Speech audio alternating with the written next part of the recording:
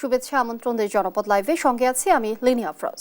ভোটের খবর জানাতে এখন সরাসরি যুক্ত হচ্ছে লক্ষ্মীপুর থেকে সাইফুল ইসলাম স্বপন, কুমিল্লা থেকে সুমন কবির ও ময়মনসিংহ থেকে ইলিয়াস আহমেদ। শুরুতেই যাচ্ছি স্বপনের কাছে। স্বপন, ভোটের সার্বিক চিত্র এখন কেমন দেখছেন? কোথাও কোনো অভিযোগ উঠেছে কিনা? লিনিয়া, আপনি যেমনটি জানতে চাচ্ছিলেন যে লক্ষ্মীপুরে তৃতীয় দফা নির্বাচনে লক্ষ্মীপুর সদর উপজেলায় ভোট গ্রহণ অনুষ্ঠিত হচ্ছে। এই উপজেলা নির্বাচনে চেয়ারম্যান পদে 5 জন প্রার্থী প্রতিদ্বন্দ্বিতা করছেন। এর মধ্যে যে মূল প্রতিদ্বন্দ্বী 2 জন প্রার্থী, একজন প্রার্থী ভোটের 10 দিন পূর্বে প্রধান প্রতিদ্বন্দ্বী প্রার্থীকে সমর্থন দিয়ে ভোট থেকে সরে যায়। আমরা যদি আপনাকে দেখাই, এই যে লক্ষ্মীপুরে যে ভোট গ্রহণ অনুষ্ঠিত হচ্ছে, আমরা এই মুহূর্তে আছি লক্ষ্মীপুর নামদিয়া ভোট কেন্দ্রে, যেখানে প্রায় 4,500 ভোটার রয়েছে। সকাল 10টা পর্যন্ত এই কেন্দ্রে প্রায় 185টি ভোট কাস্ট হয়েছে। তো আমরা আপনাকে যদি দেখাই, এই ভোট কেন্দ্রের বাইরে নারী ভোটারদের উপস্থিতি রয়েছে। পুরুষ ভোটার একেবারে নেই বললেই চলে। আমরা সকাল থেকে কয়েকটি কেন্দ্রে ঘুরেছি। সেই কেন্দ্রগুলিতে আমরা যেটি দেখেছি যে আসলে বেশিরভাগ কেন্দ্রে কোনো ভোটারদের লাইন ছিল না। লক্ষ্মীপুর পৌরসভার মধ্যম মানসানগর সরকারি প্রাথমিক বিদ্যালয় কেন্দ্রে পুরুষ ভোটার নেই, তবে মহিলা ভোটার রয়েছে এবং তারা লাইন ধরে ভোট দিচ্ছে। এই লক্ষ্মীপুর সদর উপজেলায় প্রায় 196টি ভোট কেন্দ্র রয়েছে। এর মধ্যে ভোট কেন্দ্রগুলোর মধ্যে সকাল 8টা থেকে ভোট গ্রহণ শুরু হয়েছে। এই ভোট কেন্দ্রের মধ্যে কাপিরিজ প্রার্থী সালাউদ্দিন টিপু ভোট দিয়েছে। আমরা এই মুহূর্তে একজন ভোটারের সাথে কথা বলবো। আপনি কি এখানে ভোট দিয়েছেন বা ভোটের পরিস্থিতি কেমন? ভালো তো, কিরকম ভোটার উপস্থিতি আছে তো, মোটামুটি ভালোই তো, সকাল ধরে তো ভোট দিতেছে মানুষের। হ্যাঁ, আপনি আপনি আপনি আপনি ভোট দিয়েছেন? হ্যাঁ। আচ্ছা, ঠিক আছে। এই মুহূর্তে আমরা যে দেখতেছি যে এখানকার ভোটার আছে, আমরা এখানে আরেকজন ভোটারের সাথে কথা বলবো যে এখানকার যে ভোটের পরিস্থিতি আপনি কেমন দেখছেন। আমি হচ্ছে আমি লেখক সাংবাদিকও প্লাস এই পৌরসভারই ভোটার। আমি নিজে হচ্ছে 2টা কেন্দ্র পর্যবেক্ষণ করে সর্বশেষ আসছি লক্ষ্মীপুর পৌরসভার 5 নং ওয়ার্ড এনামতি সরকারি প্রাথমিক বিদ্যালয় কেন্দ্রে। এই কেন্দ্রের সবচেয়ে ভোটার উপস্থিতি আমার চোখে পড়েছে। এই কেন্দ্রে আমি যতটুকু জানি হিন্দু ভোটার বেশি, ইভেন হচ্ছে সবচেয়ে ভোটার উপস্থিতি এই কেন্দ্রে বেশি। এবং আমার জানা মতে হচ্ছে এই কেন্দ্রে 5 নং ওয়ার্ড আওয়ামী লীগের সাধারণ সম্পাদক রাকিব পাটারি সহ মানুষকে বুঝিয়ে ভালো ভোটার উপস্থিতি। ভোটের সার্বিক পরিস্থিতি কেমন দেখছেন? খুব সুশৃঙ্খল, আমরা এখানে যে একজন ভোটারের সাথে 2 জন ভোটারের সাথে কথা বলেছি। তারা আমাদেরকে যেটি জানিয়েছেন যে আসলে ভোটের মধ্যে ভোটাররা আসতেছে, বিশেষ করে নারী ভোটারদের উপস্থিতি খুবই লক্ষণীয়। তবে এখানে পুরুষ ভোটার মানে একেবারে নেই বললে চলে। হয়তো বা পুরুষরা এখানকার যারা দায়িত্ব আছেন তারা করছেন যে ভোটের পরে পুরুষরা ভোট দিতে আসবেন। লিনিয়া, এ ছিল লক্ষ্মীপুর সদর উপজেলা নির্বাচনের সর্বশেষ খবর। স্বপন, ধন্যবাদ আপনাকে। দর্শক, লক্ষ্মীপুরের ভোটের পরিস্থিতি জানাচ্ছিলেন সহকর্মী স্বপন।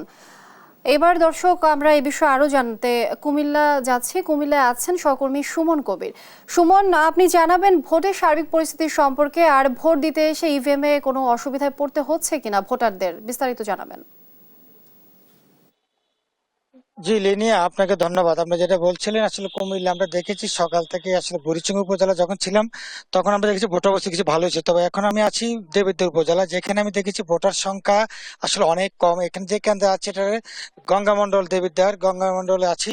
সেখানে আমরা দেখেছি সকাল থেকে পর্যন্ত 3 ঘন্টা অতিবাহিত হওয়ার পর আমরা দেখেছি ভোটার সংখ্যা 2% মতো ভোট পড়েছে। যদিও বেলা 12টার সাথে এখন একটু মহিলাদের আমি লাইন দেখছি, যদিও পুরুষের তুলনায় মহিলা একটু বেশি আসছে।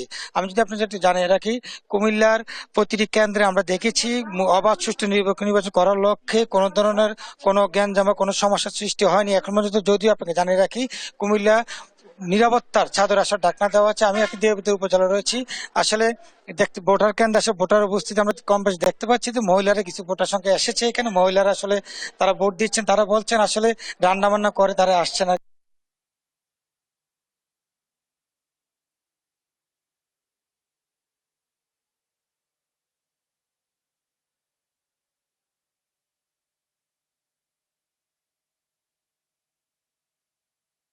আসছেন, কেমন লাগছে আপনাদের? ভালোই লাগছে, কোনো সমস্যা না হয়েছে? কোনো সমস্যা না, ভালোই লাগছে। ভালোই লাগছে। আপনার কাছে কেমন লাগছে ভোট দিতে? না যেটা পান এটা তো দিতে হবে, এটা না দিয়ে পারা যাবে? তো এদের জন্য তো আসছেন দিবালির জন্য। তারা বলছেন আসলে ভোটাররা আসলে বলতে চাচ্ছেন যে আসলে ভোট দিতে হবে, তাই ভোট দিতে আসছেন। এবং আমি জানি নাকি মহিলারা বলছেন যে কুমিল্লার যে 4টা কেন্দ্র রয়েছে, যে 4টা উপজেলা আসলে নির্বিঘ্নে ভোট ভোট হচ্ছে, সুষ্ঠুভাবে ভোট হচ্ছে। ভোট দিতে আসছেন, আপনার কেমন লাগছে? আপনার ভালো লাগছে। কোনো সমস্যা হয়েছে? না, আপনার কেমন লাগছে? ভালো। ভোট দিয়েছেন আগে? হ্যাঁ, দিয়েছি একবার। হ্যাঁ। তারা বলছেন আসলে ভোট দিতে তার কোনো সমস্যা হয় না, এবং কুমিল্লার যে অবস্থা আমরা দেখেছি, সুষ্ঠু ও অবাধ নির্বাচন করার লক্ষ্যে কুমিল্লা 4টি উপজেলা আসলে সকল ধরনের ব্যবস্থা নিয়েছে এবং ফিদানি হয়েছে। কথা বলেছি, আসলে বলছেন ভোটার উপস্থিতি একটু কম। দেবিদ্যা গঙ্গা মন্ডল আছে, যেখানে তার এখানকার এমপি যে আবুল কালাম আহমদ, ওনার আপন ছোট ভাই আসলে মামুনুর রশিদ, উনি আসলে নির্বাচন করছেন দেবিদ্যার উপজেলায়। এবং দেবিদ্যার উপজেলায় আমি দেখেছি, আমি একটু কথা বলতে চাচ্ছি এখানকার। আচ্ছা, আপনার এখানে এখন মতো ভোট কেমন পড়েছে? আমাদের এখানে এই পর্যন্ত 18টি বুথ পড়েছে। আমার এই ইয়াতে কেন্দ্রে, মানে এই বুথ 18টি বুথ পড়েছে। এবং আসতেছে আস্তে ধীরে ধীরে মহিলারা আস্তে ধীরে মনে করেন বাড়িতে কাজকর্ম সেরে আস্তে আস্তে ভোট দিতে আসতেছে, এবং আমরা ভোট গ্রহণ করতেছি। যেটা বলছিলেন উনি, আসলে মহিলারা আসলে কাজ শেষ করে আসলে 12টা পরে আসার সম্ভাবনা রয়েছে বেশি। যদিও কুমিল্লা আমরা দেখেছি ভোটার উপস্থিতি অনেক কম, তবে এখন জানা কি কুমিল্লার প্রত্যেকটা ভোট কেন্দ্রে আমরা ঘুরেছি, কোনো ধরনের সমস্যা এখন সৃষ্টি হয়নি। অবাধ সুষ্ঠু নির্বাচন হচ্ছে কুমিল্লার 4টি উপজেলায়। আর যদিও দেবদার দেখেছি আমি ভোট সংখ্যা, ভোটের উপস্থিতি কম। বুড়িচং ভোটের উপস্থিতি ভালো, বাবানপাড়া ভোটের উপস্থিতি ভালো, মুরাদনগর ভোটের উপস্থিতি ভালো আছে। সেদিক থেকে দেবদার উপজেলা ভোটের উপস্থিতি অনেক কম। আচ্ছা, সবকিছু মিলিয়ে বলা যায় কুমিল্লা অবাধ সুষ্ঠু নির্বাচনের জন্য সকল ব্যবস্থা গ্রহণ করেছে, এবং ভোটার উপস্থিতি ভোটাররা আসলে নির্বিঘ্নে ভোট দিতে পারে। এই ছিল কুমিল্লা থেকে সর্বশেষ লিনিয়া। সুমন, অসংখ্য ধন্যবাদ। দর্শক, কুমিল্লা ভোটের পরিস্থিতি জানাচ্ছিলেন সহকর্মী সুমন কবির। এখন আমরা যাচ্ছি ময়মনসিংহে, সেখান থেকে যুক্ত হচ্ছেন সহকর্মী ইলিয়াস আহমেদ। ইলিয়াস, ভোটার উপস্থিতি কেমন দেখছেন এখন, আর সুষ্ঠুভাবে ভোট হচ্ছে কিনা এ বিষয়ে জানাবেন। লিনিয়া, অসংখ্য ধন্যবাদ।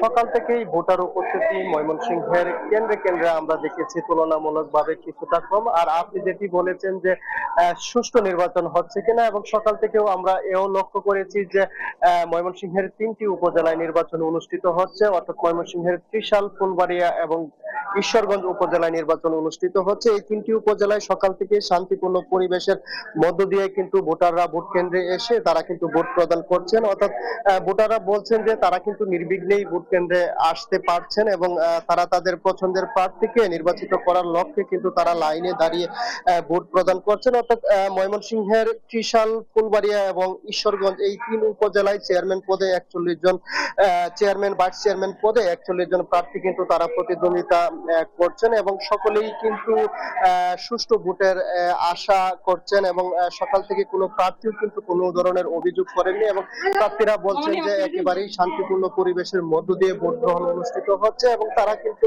এই ভোটের পরিবেশ নির্বিঘ্ন করার জন্য আইন শৃঙ্খলা বাহিনীকে ধন্যবাদ জানিয়েছেন। এবং প্রার্থী যারা আছেন তারা বলছেন যে এভাবে যদি ভোট কেন্দ্রে ভোটাররা এসে যদি ভোট প্রদান করে, অর্থাৎ তারা কিন্তু জয়ের ব্যাপারে আশা প্রকাশ করেছেন।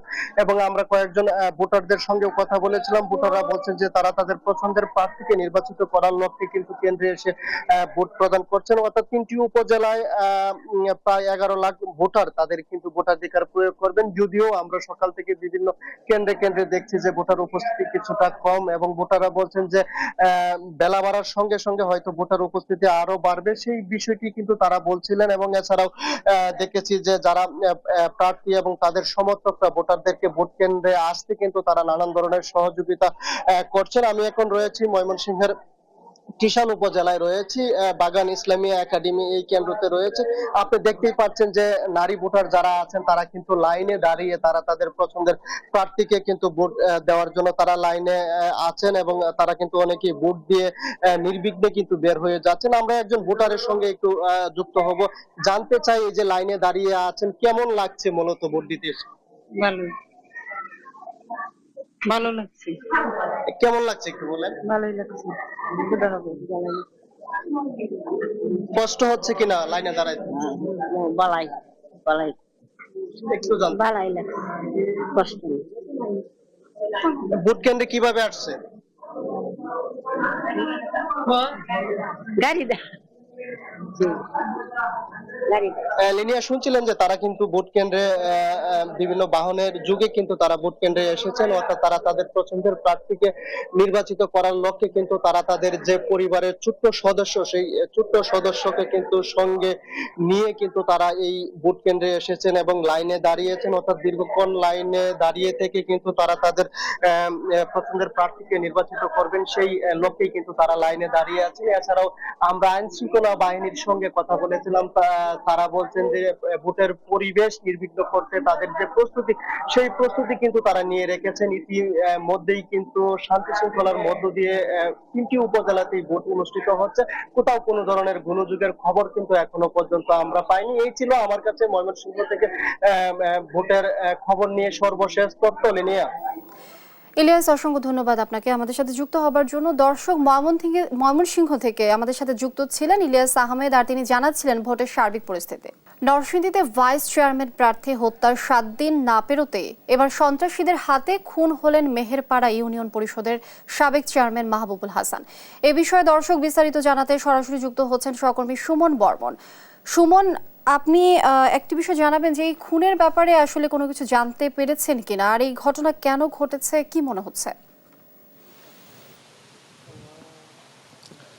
আরও একজন জনপ্রতিনিধির রক্তে রঞ্জিত হলো নরসিংদী।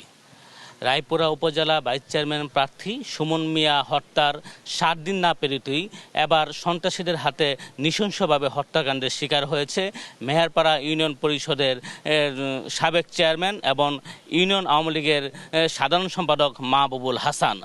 তিনি গতকাল রাত 12টার দিকে নিজ কার্যালয় থেকে বাড়িতে ফেরার পথে সন্ত্রাসীরা পরিকল্পিতভাবে তার উপর হামলা চালায় এবং তাকে গুলি করে এবং কুপিয়ে নৃশংসভাবে হত্যা করে। এই ঘটনায় খুবই ফেটে উঠেছে নরসিংদীবাসী। তারা এই হত্যাকাণ্ডের ঘটনায় জড়িতদের দ্রুত গ্রেপ্তার করে বিচারের দাবি জানাচ্ছে। আমি আপনাকে একটু বলতে চাই যে একের পর এক জনপ্রতিনিধি হত্যার ঘটনায় এবং রাজনীতিবিদ হত্যার ঘটনায় চরম নিরাপত্তাহীনতায় ভুগছে নরসিংদীর জনপ্রতিনিধিরা, এবং একের পর এক বড় ঘটনা ঘটলেও এখন পর্যন্ত কোনো ঘটনারই সুষ্ঠু বিচার হয় নাই, এবং এমনকি এই সকল ঘটনার যারা মূল ঘাতক তাদেরকেও আইনের আওতায় আনা যায়নি। এই জন্যই মূলত তারা সন্ত্রাসীরা বেপরোয়া হয়ে উঠেছে। আমি নরসিংদী সদর উপজেলা পরিষদের নবনির্বাচিত চেয়ারম্যান আনোয়ার হোসেনের কাছে জানতে যাব যে এই যে নরসিংদীতে দিন দিন তালিকা দীর্ঘ হচ্ছে জনপ্রতিনিধি হত্যার, এ ব্যাপারে আপনাদের বক্তব্যটা কি? কেন এই হত্যাকাণ্ড দীর্ঘায়িত হচ্ছে এবং কেন বিচার হচ্ছে না এইসব হত্যাকাণ্ডের? দাদা একটু বলুন। আমি যেটা মনে করি যে বিচারহীনতার যে একটা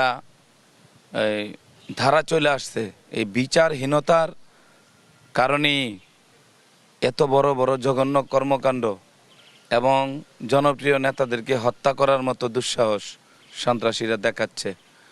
কারণ কোর্ট থেকে অত্যন্ত অল্প সময়ের মধ্যেই তারা জামিন পেয়ে যায় এবং আইনের ফাঁক দিয়ে অর্থনৈতিক প্রভাব এবং রাজনৈতিক প্রভাব খাটিয়ে সন্ত্রাসীরা কোর্ট থেকে জামিন নিয়ে বের হয়ে যায় এবং তাদের পিছনে টাকা লগ্নি করার মতো গডফাদার থাকে, রাজনৈতিক গডফাদার। তারা তাদেরকে পৃষ্ঠপোষকতা করে বিদায়ী আমি মনে করি একের পর এক এই ধরনের জনপ্রিয় নেতাদেরকে হত্যা করার প্রবণতা নরসিংদীতে বেড়ে চলেছে। এবং এই সন্ত্রাসীদেরকে যদি দ্রুততম সময়ের মধ্যে আইনের মাধ্যমে নির্মূল করা না যায় তাহলে নরসিংদীর কেউ নিরাপদ নয়। আমি বলি, আপনি বলেন, আমরা বলি, কেউ নিরাপদ নয়। ধন্যবাদ আপনাকে। শুনছিলেন নরসিংদী সদর উপজেলা পরিষদের সম্মানিত চেয়ারম্যান আনোয়ার হোসেন তার রাজনৈতিক সহযোদ্ধাকে হারিয়ে যে সুখে পাথর হয়ে গিয়েছেন তার বক্তব্য। এই ছিল নরসিংদী সদর হাসপাতাল থেকে আমার কাছে সর্বশেষ খবর। সুমন, ধন্যবাদ আপনাকে। দর্শক, সন্ত্রাসীদের হাতে খুন হলেন মেহেরপাড়া ইউনিয়ন পরিষদের সাবেক চেয়ারম্যান মাহবুবুল হাসান। এই বিষয়ে বিস্তারিত জানাচ্ছিলেন আমাদের সহকর্মী সুমন। উপজেলা নির্বাচনে বিভিন্ন অনিয়ম ও কারচুপির অভিযোগ এনে নোয়াখালীর কোম্পানিগঞ্জ উপজেলায় আওয়ামী লীগের সাধারণ সম্পাদক এবং সেতুমন্ত্রী ওবায়দুল কাদেরের বাড়ির সামনে অবস্থান করেছিলেন কয়েকজন চেয়ারম্যান ও ভাইস চেয়ারম্যান প্রার্থী। এখন সবাই নোয়াখালী প্রেস ক্লাবে অবস্থান করছে। বিস্তারিত জানাতে সরাসরি যুক্ত হচ্ছেন সহকর্মী মাওলা সুজন। সুজন, এখন কি পরিস্থিতি জানাবেন?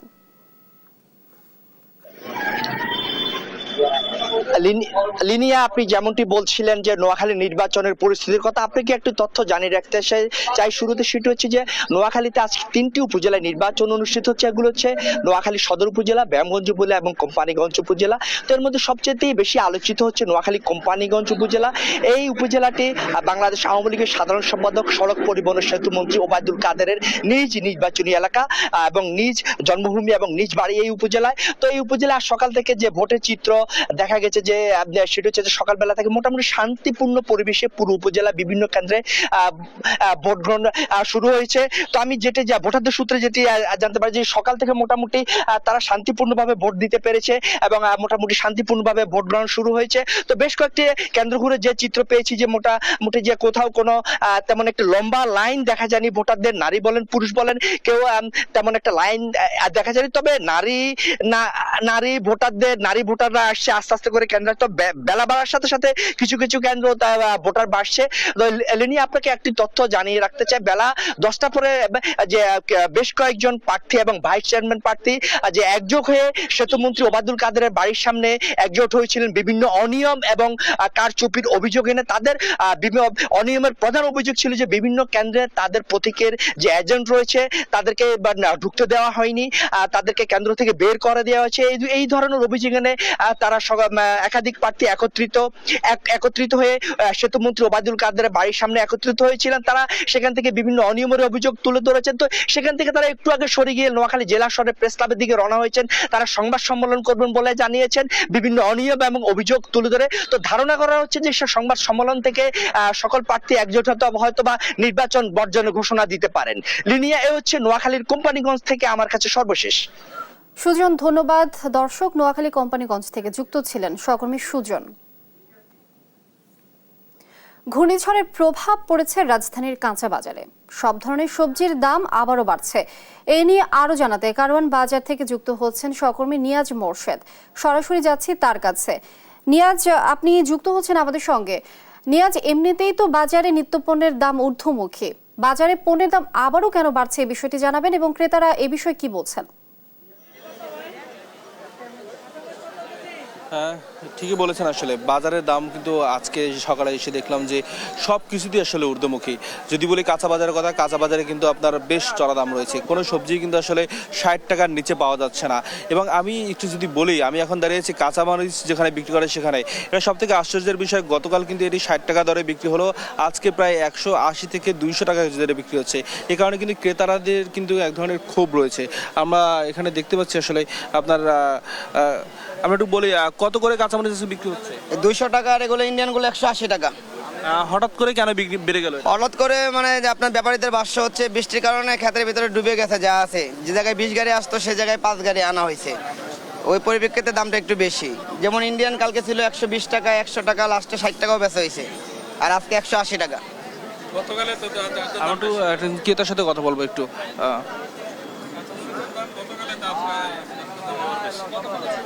ভাই, গতকাল ছিল 120 টাকা, 100 টাকা, আজকে আবার বেশি। সব দ্রব্যমূল্যের দামই বেশি। এই যে কি বুঝলাম না কিছু, একদিন পরে একদিন খালি দাম বাড়তেই থাকে। সাধারণ মানুষ কিভাবে মানুষকে ক্রয় করে খাইবে? মানুষ এইভাবে দাম বাড়তে থাকলে সব জিনিসের দাম গতকাল একটা ছিল, আজকে দেয় আবার আরেকটা। এইভাবে তো চলতে পারে না। এইভাবে কিভাবে চলবো? সাধারণ জনগণের তো বিশাল অসুবিধা হইতে আছে। দ্রব্যমূল্যের ঊর্ধ্বগতিতে মানুষ দিশাহারা হয়ে গেছে। যেমনটি শুনছিলেন, আসলে ক্রেতাদের কিন্তু ক্ষোভ রয়েছে দ্রব্যমূল্যের ঊর্ধ্বগতির কারণে। আর যদি বলি আপনার সবজির ক্ষেত্রে, সবজির ক্ষেত্রে যদি আপনাকে বলি যে আসলে আপনারা যদি আপনাকে একটু সবজি বলি যে আসলে আপনার আর যেমন করলা কিন্তু 70 থেকে 80 টাকা কেজি দরে বিক্রি হচ্ছে। এবং আপনার হলো যে 70 থেকে 80 টাকা দরে বিক্রি হচ্ছে। এবং আপনারা যদি বলি আপনার এবং টমেটো বিক্রি হচ্ছে 60 থেকে 70 টাকা দরে। এবং আপনার যদি আপনার বলি, এছাড়া কিন্তু আপনার আর আপনার শশা বিক্রি হচ্ছে প্রায় 60 থেকে 70 টাকা দরে বিক্রি হচ্ছে। তারপরে আপনার বরবটি কিন্তু বিক্রি হচ্ছে প্রায় 70 থেকে 80 টাকা কেজি দরে। কাঁকরোল বিক্রি হচ্ছে 70 থেকে 80 টাকা দরে। বেগুন বিক্রি হচ্ছে 70 থেকে 80 টাকা দরে কেজি বিক্রি হচ্ছে। কোনো সবজি কিন্তু আসলে আপনারা সাধারণ মানুষের নাগালের মধ্যে নেই। 50 থেকে 60 টাকার আর উপরে কিন্তু আসলে আপনার এই সবজি বিক্রি হচ্ছে। এবং আপনাকে যদি বলি যে ডিমের দাম নিয়ে আসলে যে সরকার বলেছে ডিমের দাম নিয়ন্ত্রণ আনবে, সেই ব্যাপারে কিন্তু আসলে কোনো পদক্ষেপ আমরা বাজারে এখনো পর্যন্ত দেখতে পাইনি। বাজারে কিন্তু সেই ডিমের দাম প্রায় আপনার 50 টাকা হালিতেই কিন্তু আসলে এখনো বিক্রি হচ্ছে। এবং আরেকটু বলেই আসলে আপনার যে মশলার দাম, সেই মশলার দামও কিন্তু আসলে আপনার ঊর্ধ্বগতি রয়েছে। প্রতিটি মশলায় প্রায় 200 থেকে 300 টাকা দরে কেজিতে বেড়ে গিয়েছে। এবং যদি আপনাকে একটু বলি আসলে লবঙ্গ বিক্রি হচ্ছে কিন্তু প্রায় 2000 টাকা কেজি দরে, যেটি আসলে এর আগের সপ্তাহে ছিল প্রায় 800 টাকা কেজি, সেটি বিক্রি হচ্ছে 2000 টাকা দরে। এলাচি বিক্রি হচ্ছে প্রায় 3200 থেকে আপনার 4500 টাকা কেজি দরে বিক্রি হচ্ছে প্রকারভেদে, সেটিতেও কিন্তু 200 থেকে 300 টাকা বেশি বেড়ে গিয়েছে। এবং আপনার গোলমরিচ বিক্রি হচ্ছে কিন্তু প্রায় আপনারা 1400 টাকা দরে বিক্রি হচ্ছে। এবং আপনাকে যদি একটু বলে আসলে আপনার যদি একটু বলে আসলে বাজার কিন্তু আসলে পুরোই অস্থিতিশীল অবস্থা রয়েছে এবং কোনো ধরনের, এবং বিক্রেতারা বলছে ঘূর্ণিঝড়ের প্রভাবের কারণে আরও 2-1 দিন পরে বাজারের দাম আরও বিভিন্ন পণ্যের দাম আরও বাড়বে বলে তারা আশঙ্কা করছেন। এই ছিল আমার কাছে সর্বশেষ তথ্য।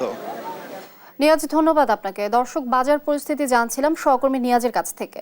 আবারও ভোটের খবর এবার জানবো। বগুড়া জামালপুর থেকে আমাদের ভোটের খবরাখবর দিতে যুক্ত হচ্ছেন সহকর্মী সঞ্জুরা এবং মেহেদি হাসান। আমরা প্রথমে যুক্ত হচ্ছি সঞ্জুরার কাছে বগুড়ায়। সঞ্জু, আপনি নিশ্চয়ই শুনতে পাচ্ছেন, আপনি জানাবেন ভোটের এখনকার সার্বিক পরিস্থিতি। লিনিয়া, ধন্যবাদ আপনাকে। লিনিয়া, আজ সকাল 8টা থেকে কিন্তু বগুড়ার অত্যন্ত গুরুত্বপূর্ণ যে 3টি উপজেলা শুরু থেকে বিবেচনা করা হচ্ছিল, বগুড়া সদর, শিবগঞ্জ এবং শাহজাহানপুরে কিন্তু ভোট গ্রহণ কার্যক্রম শুরু হয়েছে। এর মধ্যেই সবচেয়ে যে বড় ঘোষণাটি, বগুড়া সদরে কিন্তু ভাইস চেয়ারম্যান পুরুষ পদে নির্বাচন স্থগিত করা হয়েছে। ব্যালট পেপারে একজন প্রার্থীর প্রতীক কিন্তু ভুল থাকার কারণে সেখানে কিন্তু ইতিমধ্যে রিটার্নিং কর্মকর্তা বগুড়া সদর উপজেলা ভাইস চেয়ারম্যান পুরুষ পদে নির্বাচন স্থগিত করেছে।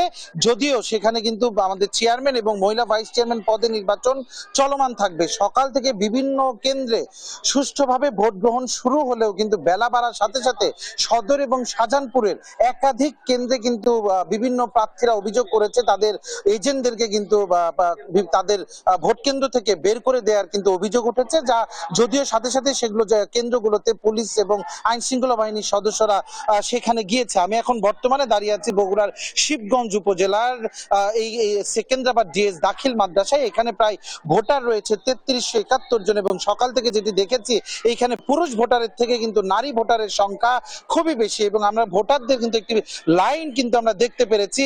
আসলে গ্রামাঞ্চলে লিনিয়া ভোট কিন্তু একটু উৎসবের মতো এবং বিভিন্ন প্রার্থী এবং বিভিন্ন দলের যারা কর্মী সমর্থক তারা কিন্তু এই নারী ভোটারদেরকে কেন্দ্র নিয়ে আসার জন্য তারা কিন্তু সব ধরনের ব্যবস্থা করেছে।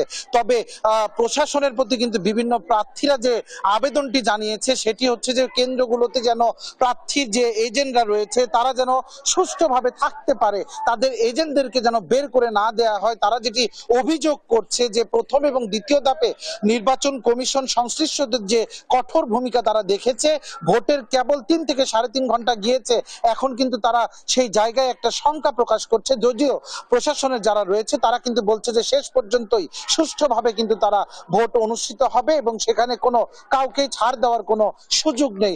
লিনিয়া, বগুড়ার শিবগঞ্জ থেকে বগুড়ার 3টি উপজেলা নির্বাচনের সার্বিক পরিস্থিতি নিয়ে এখন পর্যন্ত আমার কাছে এটিই ছিল সর্বশেষ। ভোটের আরো খবর জানবো আমরা সরাসরি চলে যাব জামালপুরে, সেখানে রয়েছে আমাদের সহকর্মী মেহেদি হাসান। জি, আপনাকে ধন্যবাদ। আমি আপনাকে জানাতে চাই আজকে কিন্তু জামালপুরের দুটো উপজেলাতে মেলান্দ এবং মাদারগঞ্জ উপজেলাতে কিন্তু উপজেলা পরিষদের নির্বাচন অনুষ্ঠিত হচ্ছে। এখানে কিন্তু যারা প্রার্থীরা হয়েছেন এবং যারা ভোটযুদ্ধে অংশগ্রহণ করেছেন তারা কিন্তু সবাই কিন্তু আওয়ামী লীগের, যার কারণে একটি তুমুল প্রতিযোগিতাপূর্ণ এবং ভোটযুদ্ধ এখানে অংশগ্রহণ হচ্ছে। আমি যদি আপনাকে একটু দেখাতে চাই, আজ সকাল থেকে কিন্তু প্রত্যেকটি কেন্দ্রে উপচে পড়া ভিড়, যারা ভোট যারা দিবেন তারা কিন্তু এসেছেন। আমি আপনাকে আরেকটু জানাতে চাই যে যে অনেকেই কিন্তু আমাদেরকে কাছে জানিয়েছেন যে দীর্ঘ 15 থেকে 20 বছর পরে একটি উৎসব মুখর পরিবেশে তারা ভোট প্রদান করছেন। আবার অনেকেই বলছেন যে যা আজকে আমাদের ঈদের দিনের মতো লাগছে, কারণ খুব উৎসব মুখর পরিবেশে কিন্তু জামালপুরের মেলান্দহ এবং মাদারগঞ্জে যে উপজেলা নির্বাচন সেটি কিন্তু অনুষ্ঠিত হচ্ছে। এখন পর্যন্ত কিন্তু কোনো প্রকার কোনো অপ্রীতিকর ঘটনা ঘটেনি। আমি আপনাদেরকে আরেকটু জানাতে চাই যে যারা সাধারণ ভোটাররা রয়েছেন তারা কিন্তু স্বাচ্ছন্দ্যে তাদের ভোটাধিকার প্রয়োগ করছেন। আর আইন শৃঙ্খলা রক্ষাকারী বাহিনী যারা রয়েছেন তারা কিন্তু বেশ সতর্কতা অবস্থান অবলম্বন করছেন এবং কি রিটার্নিং কর্মকর্তা জানিয়েছেন যে কোনো প্রকার কিন্তু ছাড় দেওয়া হবে না কোনো প্রকার অপ্রীতি ঘটনা ঘটলে। এই দুটি উপজেলাতে উৎসব মুখর পরিবেশে প্রায় 3 ঘন্টার বেশি নির্বাচন অনুষ্ঠিত হচ্ছে। এখন পর্যন্ত বড় কোনো ধরনের অপ্রীতিকর ঘটনা ঘটেনি, সবাই উৎসব মুখর পরিবেশে কিন্তু। ধন্যবাদ আপনাদের দুজনকে আমাদের সাথে যুক্ত হবার জন্য। দর্শক, ভোটের সার্বিক পরিস্থিতির খবরাখবর জানাচ্ছিলেন আমাদের সহকর্মীরা। ঘূর্ণিঝড় রিমালের আঘাতে ব্যাপক ক্ষয়ক্ষতি হয়েছে উপকূলীয় এলাকায়। এ নিয়ে বিস্তারিত জানাতে সরাসরি যুক্ত হচ্ছেন সহকর্মীরা। সাতক্ষীরার গাবুড়া দ্বীপ থেকে যুক্ত হচ্ছেন শরীফুল্লাহ কায়েসের সুমন ও পিরোজপুর থেকে হাসিবুল ইসলাম হাসান। প্রথমেই যাচ্ছি সাতক্ষীরায়, সেখানে রয়েছেন সহকর্মী সুমন। সুমন, উপকূলে কি পরিমাণ ক্ষয়ক্ষতির অবস্থা দেখতে পাচ্ছেন বিস্তারিত জানাবেন। পিরোজপুরে আছেন হাসিবুল ইসলাম হাসান। হাসান, আপনি জানাবেন পিরোজপুরের অবস্থা সম্পর্কে। লিনি, আপনি জানেন যে এই ঘূর্ণিঝড় রিমেলের প্রভাবের কারণে পিরোজপুর একবার বিধ্বস্ত। পিরোজপুরে প্রায় 90 ভাগ এলাকা কিন্তু হচ্ছে যে ক্ষতিগ্রস্ত হয়েছে এই ঘূর্ণিঝড় রিমেলের কারণে, এবং বর্তমানে প্রশাসন এই ক্ষতি নিরূপণ করছে এবং মানুষজন নিরাপদ আশ্রয় ছেড়ে ইতিমধ্যে ঘরের দিকে যাচ্ছে। আমি একটি বিষয় বলে রাখি যে পিরোজপুরে কিন্তু এই ঘূর্ণিঝড় রিমেলের কারণে ইতিমধ্যে 5 জন মানুষ মৃত্যুর আমরা সংবাদ পেয়েছি। আমি বলে রাখি যে মানুষ কিন্তু প্রতিটা মানুষের যে ঘর হতে শুরু করে 90% মানুষের ঘরে কিন্তু ইতিমধ্যে এই জলস্রোতের রিমেলের পানিটা পড়েছিল, পানি ঢুকেছিল, এবং তারা প্রশাসন থেকে বলছে যে প্রায় 5 জন মানুষ কিন্তু ইতিমধ্যে মারা গেছে এই ঘূর্ণিঝড় রিমেলের কারণে, এবং প্রায় 3200 ঘর কিন্তু পুরো বিধ্বস্ত হয়েছে এবং 18,000-এর মতো ঘর কিন্তু হালকা মানে আংশিক ক্ষতিগ্রস্ত হয়েছে। আমি একটু বলে রাখি যে এই ঘূর্ণিঝড়ে হতে শুরু করে মৎস্যখাতের কিন্তু ব্যাপক ক্ষতি হয়েছে পিরোজপুর অঞ্চলে। তারা বলছে যে প্রায় 250 মেট্রিক টন মাছ কিন্তু ইতিমধ্যে বেশি গেছে এবং প্রায় 10,000 পুকুর ক্ষতিগ্রস্ত হয়েছে এই বন্যার কারণে, এবং 200-র মতো মাছ ধরার নৌকা ক্ষতিগ্রস্ত হয়েছে। প্রাণীর পশুর যদি কথা বলা থাকে, বেশ কিছু পশু কিন্তু মারা গেছে প্রাণী অধিদপ্তর থেকে জানানো হয়েছে, এবং প্রায় 350-র মতো খামার কিন্তু এই ঘূর্ণিঝড় রিমেলের কারণে ক্ষতিগ্রস্ত হয়েছে। বিদ্যুৎ বিভাগ বলছে যে তাদের এই 2 দিন কিন্তু বিদ্যুৎ শূন্য ছিল পুরো জেলা, তবে ইতিমধ্যে কিন্তু পিরোজপুর সদরে ওয়েস্ট জোন পাওয়ার ডিভিশন বিদ্যুৎ দিতে পারলে পল্লী বিদ্যুৎ কিন্তু বিদ্যুৎ সংযোগের ব্যাপারে এখনো বলছে যে আরো সময় লাগবে, কেননা প্রচুর পরিমাণ গাছ পড়ে যাওয়ার কারণে কিন্তু বিদ্যুতের পিলার ধ্বংস হয়েছে, এবং এই কারণে কিন্তু হচ্ছে যে মানুষের বিদ্যুৎ কিন্তু অনেকটা দেরি হবে। আর স্বাস্থ্য কথা যদি বলা যায়, মানুষের ঘরবাড়ির ক্ষতি যে হয়েছে তা প্রশাসন থেকে তারা বলছে যে বারবার তা সহযোগিতা তারা করার চেষ্টা। একটি বিষয় বলে রাখি যে পিরোজপুরের সবচেয়ে বেশি ক্ষতি হয়েছে বেড়িবাঁধগুলো। পিরোজপুরের নদীভিত্তিক জেলা থাকার কারণে নদীর চারপাশে কিন্তু প্রচুর পরিমাণে বেড়িবাঁধের ক্ষতি হয়েছে, এবং পানি উন্নয়ন বোর্ড থেকে জানানো হয়েছে প্রায় 1.5 কিলোমিটার বেড়িবাঁধ কিন্তু ক্ষতিগ্রস্ত হয়েছে। বিশেষ করে পিরোজপুরের টগরা ফেরিঘাটের বেড়িবাঁধ কিন্তু সম্পূর্ণ বিধ্বস্ত হয়ে গেছে এই ঘূর্ণিঝড় রিমেলের আঘাতে। এবং আমরা হাসান, ধন্যবাদ আপনাকে। দর্শক, পিরোজপুর থেকে যুক্ত ছিলেন সহকর্মী হাসান।